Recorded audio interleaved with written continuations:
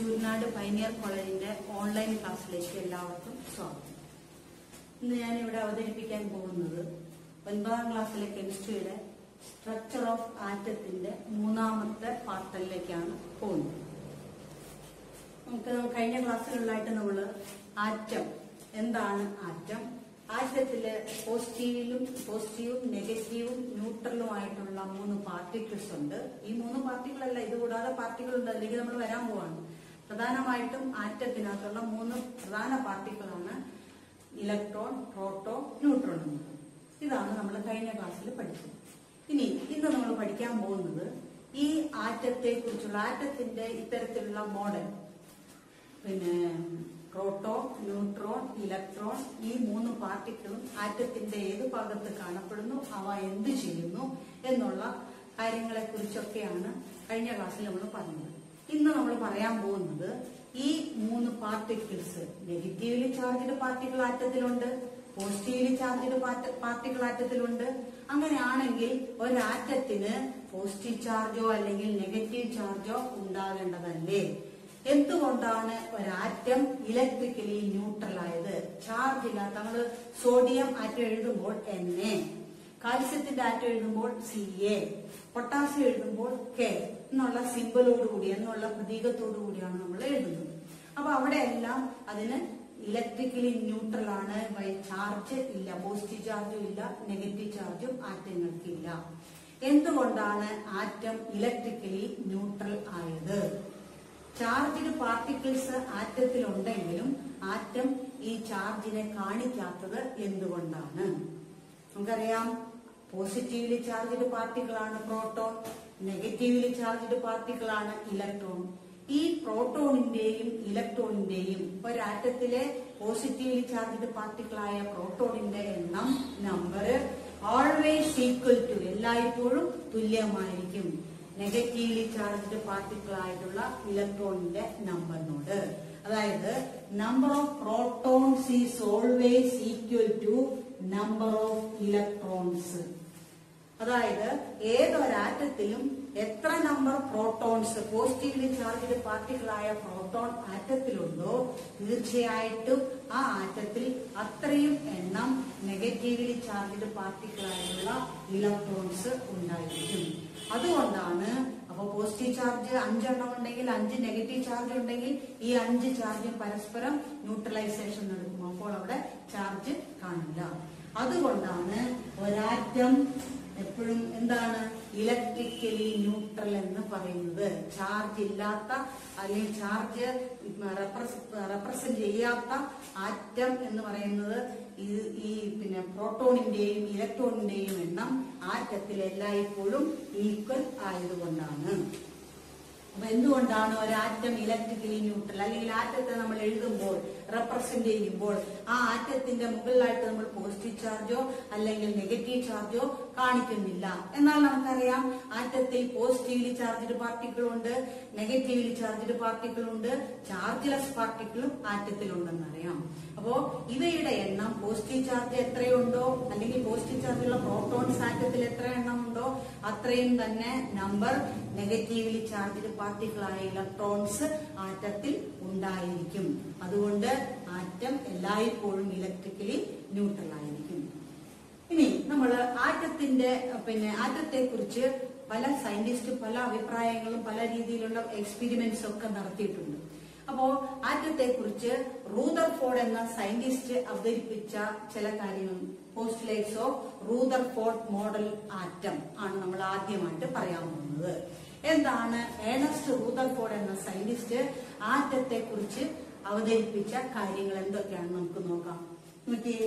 ആ റൂദർഫോർഡ്സ് മോഡൽ നമ്മൾ റൂദർഫോർഡ്സ് planetary model of atom എന്ന് പറയുന്നത്, അതായത് സൗരയൂഥം, സോളാർ സിസ്റ്റത്തിൽ സെന്റർ ഭാഗത്ത് സണ്ണുണ്ട്, സണ്ണിന് ചുറ്റുമായിട്ട് ഓരോ പ്ലാനറ്റ് ഇങ്ങനെ കറങ്ങിക്കൊണ്ടിരിക്കുന്നു എന്ന് പറയുന്ന പോലെ തന്നെ നമ്മുടെ നോക്കിയേ, ഈ ആറ്റത്തിന്റെ സെൻട്രൽ പാർട്ടായ ന്യൂക്ലിയസിന് ചുറ്റുമായിട്ട് നെഗറ്റീവ്ലി ചാർജ്ഡ് പാർട്ടിക്കിളായ ഇലക്ട്രോൺസ്, വാഹനങ്ങളൊക്കെ ഇങ്ങനെ കൃത്യമായ റോഡിൽ കൂടി പോകുന്നത് പോലെ ഈ ഇലക്ട്രോൺസ് അവയുടെ നിശ്ചിതമായ ഒരു പാത്തിൽ കൂടി സെൻട്രൽ പാർട്ടായ ന്യൂക്ലിയസിനെ റിവോൾവ് ചെയ്തുകൊണ്ടിരിക്കുന്നു. അതായത് റൊട്ടേഷനും റവല്യൂഷൻ രണ്ടും നടത്തിക്കൊണ്ടിരിക്കുന്നു.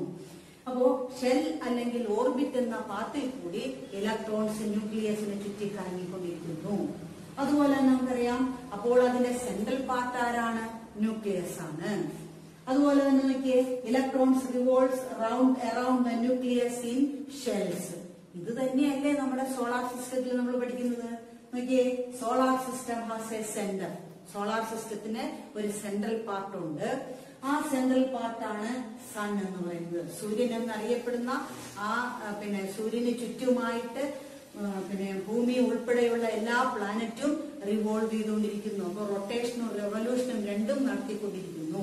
അത് നിങ്ങൾ ഹിസ്റ്ററിയിലൊക്കെ പഠിച്ചിട്ടുണ്ട്. ഇനി planets revolve around the sun in orbits. Planet സണ്ണിന് ചുറ്റുമായിട്ട് റിവോൾവ് ചെയ്യുന്നത് ഓർബിറ്റ്സിൽ കൂടിയാണ്. ഒരു നിശ്ചിത പാത്തുണ്ട്, ഓർബിറ്റ്സിൽ കൂടിയാണ്. ഇതിന് സെയിമായിട്ടുള്ള ഒരു മോഡൽ തന്നെയാണ് റൂദർഫോർഡിന്റെ പോസ്റ്റുലേറ്റിൽ കൂടി റൂദർഫോർഡ് അവതരിപ്പിച്ചത്. ആറ്റത്തിനുമുണ്ട് ഒരു സെന്റർ, സോളാർ സിസ്റ്റത്തിനുമുണ്ട് ഒരു സെന്റർ. ഇനി സോളാർ സിസ്റ്റത്തിന്റെ സെന്റർ സണ്ണാണെങ്കിൽ നമ്മുടെ ആറ്റത്തിന്റെ സെന്റർ എന്ന് പറയുന്നത് ന്യൂക്ലിയസ് ആയിരിക്കും. സോളാർ സിസ്റ്റത്തിൽ പ്ലാനറ്റ്സ് ഓർബിറ്റ്സിൽ കൂടി പ്ലാനറ്റ്സ് സണ്ണിന് ചുറ്റുമായിട്ട് ഇങ്ങനെ മൂവ് ചെയ്തുകൊണ്ടിരിക്കുന്നു, കറങ്ങിക്കൊണ്ടിരിക്കുന്നു, റിവോൾവ് ചെയ്തുകൊണ്ടിരിക്കുന്നു. ഇതുപോലെ തന്നെയാണ് electrons revolve around the nucleus in shell. Shell അല്ലെങ്കിൽ ഓർബിറ്റ് എന്നറിയപ്പെടുന്ന നിശ്ചിത പാത്തിൽ കൂടി ഇലക്ട്രോൺസ് എന്ത് ചെയ്യുന്നു? സെൻട്രൽ പാർട്ടായിട്ടുള്ള ന്യൂക്ലിയസിന് ചുറ്റുമായി ഇങ്ങനെ കറങ്ങിക്കൊണ്ടിരിക്കുന്നു. അപ്പോ ഈ മോഡലാണ് റൂദർഫോർഡ് തന്റെ എക്സ്പെരിമെന്റ്സിൽ കൂടി അവതരിപ്പിച്ചത്. എന്നാൽ മനസ്സിലായി, കുറച്ചു കഴിഞ്ഞപ്പോൾ ഈ റൂദർഫോർഡിന്റെ ഈ എക്സ്പെരിമെന്റ്സിൽ കൂടി അവതരിപ്പിച്ച കാര്യങ്ങളെല്ലാം ജനങ്ങൾ ഇങ്ങനെ അംഗീകരിച്ചു. കുറച്ചു കഴിഞ്ഞപ്പോഴാണ് റൂദർഫോർഡിന്റെ പറഞ്ഞിട്ടുള്ള കാര്യങ്ങളുള്ള ഒരു ചെറിയ പോയിന്റ്, അതായത് ഇലക്ട്രോൺസ് ന്യൂക്ലിയസിന് ചുറ്റും ഇങ്ങനെ കറങ്ങിക്കൊണ്ടിരിക്കുന്നു. അങ്ങനെ കറങ്ങിക്കൊണ്ടിരിക്കുന്ന ഇലക്ട്രോൺസ് കുറച്ചു കഴിയുമ്പോൾ അവയുടെ എനർജി കുറഞ്ഞ് സെൻട്രൽ പാർട്ടായ ന്യൂക്ലിയസിൽ വന്നു ചേരുന്നു. അപ്പോൾ ശാസ്ത്ര ലോകത്തിന് ഈ പറഞ്ഞ കാര്യം അംഗീകരിക്കാൻ ബുദ്ധിമുട്ട് വന്നു. അപ്പോൾ മനസ്സിലായി, റൂദർഫോർഡ് അവതരിപ്പിച്ച ഈ കാര്യങ്ങള് ശരിയായ രീതിയിൽ അത് നമുക്ക് ഉൾക്കൊള്ളാൻ പറ്റുന്നതല്ല എന്ന് മനസ്സിലായി. അങ്ങനെ അതിനുശേഷവും ധാരാളം സയന്റിസ്റ്റ് ആറ്റത്തിന്റെ ഈ മോഡലിനെ കുറിച്ച് ഇങ്ങനെ എക്സ്പെരിമെന്റ്സ് നടത്തി. എന്നാൽ അവയിൽ നിന്നൊക്കെ വിശ്വസനീയമായിട്ടുള്ള കുറച്ചുകൂടി ലളിതവും മനസ്സിലാക്കുന്ന തരത്തിലേക്കുള്ളതും നമുക്ക് വിശ്വസിക്കാവുന്നതുമായിട്ടുള്ള ഒരു മോഡലാണ് നീൽസ് ബോർ എന്ന സയന്റിസ്റ്റ് തന്റെ ചില പോയിന്റ്സിൽ കൂടി അവതരിപ്പിച്ചത്. നോക്കിയേ, ബോർസ് മോഡൽ എന്തൊക്കെയാണ് നീൽസ് ബോർ എന്ന സയന്റിസ്റ്റ് തന്റെ ഈ എക്സ്പെരിമെന്റ്സിൽ കൂടി പറഞ്ഞിട്ടുള്ള കാര്യങ്ങൾ നോക്കാം. ഒന്ന്, electrons revolve around the nucleus of an atom in fixed path called shell or orbit. Shell എന്നോ ഓർബിറ്റ് എന്നോ അറിയപ്പെടുന്ന ഒരു നിശ്ചിതമായ പാത്തിൽ കൂടി ഇലക്ട്രോൺസ് എന്ത് ചെയ്യുന്നു? Revolve around the nucleus of an atom. ഒരാറ്റത്തിന്റെ ന്യൂക്ലിയസിന് ചുറ്റുമായി ഇലക്ട്രോൺസ് റിവോൾവ് ചെയ്തുകൊണ്ടിരിക്കുന്നു. ഒന്നാമത്തെ പോയിന്റ്. രണ്ടാമത്തെ പോയിന്റ് ആയിട്ട് നീൽസ് ബോർ അവതരിപ്പിച്ചത് electrons in each shell have A definite energy. അതായത് ഓരോ ഷെല്ലിനും നമ്മള് കറങ്ങിക്കൊണ്ടിരിക്കുന്ന പാത്തിന് ഓരോ പേരുകളുണ്ട്. നമ്മൾ താഴേക്ക് വരുന്നുണ്ട് പോയിന്റുകള്. ആദ്യത്തെ ഒരു പാത, അത് കഴിഞ്ഞ് അടുത്ത ഒരു പാത്ത്, അതിനടുത്തൊരു പാത്ത്. ഈ ഓരോ പാത്തിനും കൊടുത്തിട്ടുള്ള പേര് താഴെ വരുന്നുണ്ട്.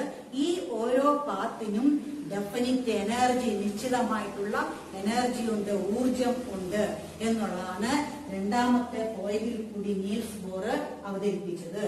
അങ്ങനെ ഡെഫിനിറ്റ് എനർജി ഉള്ളത് കൊണ്ട് ഈ പാത്തിന് ഒരു പേര് പറയും, hence also called energy levels. ഷെല്ലിന് ഓർബിറ്റ് എന്ന് പറയും, അല്ലെങ്കിൽ എനർജി ലെവൽസ് എന്ന് പറയും. ഷെല്ലുകളെ എനർജി ലെവൽസ് എന്ന് പറയാൻ കാരണം ഓരോ ഷെല്ലിനും ഒരു ഡെഫിനിറ്റ് എനർജി, ഒരു നിശ്ചിതമായിട്ടുള്ള ഊർജം ഉള്ളതുകൊണ്ടാണ്.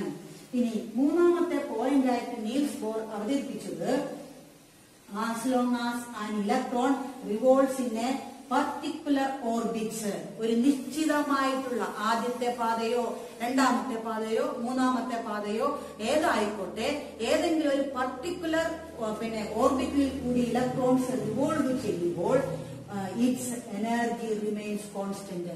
ഒന്നാമത്തെ പാത്തിലാണ് ഇപ്പൊ ഇലക്ട്രോൺ റിവോൾവ് ചെയ്യുന്നതെങ്കിൽ അതിനൊരു ഡെഫിനിറ്റ് എനർജി ആയിരിക്കും. രണ്ടാമത്തെ പാത്തിലാണെങ്കിൽ അതിന് ഒന്നാമത്തെ പാത്തിൽ നിന്ന് എനർജിക്ക് വേരിയേഷൻ ഉണ്ടാവുന്നു. മൂന്നാമത്തെ പാത്തിലാണെങ്കിൽ അവിടെയും എനർജിക്ക് ഒന്നിൽ നിന്നും രണ്ടിൽ നിന്നും വേരിയേഷൻ ഉണ്ടാവുന്നു. അപ്പൊ ഏത് പാത്തിലാണോ ഇലക്ട്രോൺസ് ഉള്ളത് അവയ്ക്ക് ഒരു ഡെഫിനിറ്റ്, ആ പാത്തിൽ കറങ്ങുമ്പോൾ അവയ്ക്ക് ഒരു ഡെഫിനിറ്റ് എനർജിയാണ് ഉള്ളത്. അടുത്ത point, the energy of the shells increases. ഷെല്ലിന്റെ എനർജി എന്ത് ചെയ്യുന്നു? ഇൻക്രീസ് ചെയ്യുന്നു, കൂടിക്കൂടി വരുന്നു. എപ്പോഴാ? As distance from the nucleus increases. Central പാർട്ടായ ന്യൂക്ലിയസിൽ നിന്ന് എന്തുമാത്രം അകന്നു പോകുന്നോ അകന്നകന്ന് പോകുന്തോറും അവയുടെ എനർജിയും എന്ത് ചെയ്തുകൊണ്ടിരിക്കുന്നു? കൂടിക്കൊണ്ടിരിക്കുന്നു എന്നാണ് അടുത്ത പോയിന്റ് ആയിട്ട് നീൽസ് ബോർ അവതരിപ്പിച്ചത്. അപ്പോ ഏതെങ്കിലും ഒരു പാത്തിൽ ഇങ്ങനെ കറങ്ങുമ്പോൾ അവയ്ക്ക് ഡെഫിനിറ്റ് എനർജി ആയിരിക്കും. സെൻട്രൽ പാർട്ടായ ന്യൂക്ലിയസിൽ നിന്ന് ഇങ്ങനെ അകന്നകന്ന് പോകുന്തോറും എനർജി ഇൻക്രീസ് ചെയ്യുന്നു. അഞ്ചാമത്തെയും ലാസ്റ്റത്തെയുമായിട്ടുള്ള പോയിന്റിൽ പറയുന്നത് the shells around the nucleus can be numbered. ന്യൂക്ലിയസിന് ചുറ്റും ഷെല്ലിൽ കൂടിയാണ് ഇലക്ട്രോൺസ് റിവോൾവ് ചെയ്യുന്നത് നമ്മൾ പറഞ്ഞു, കറങ്ങുന്നത് നമ്മൾ പറഞ്ഞു.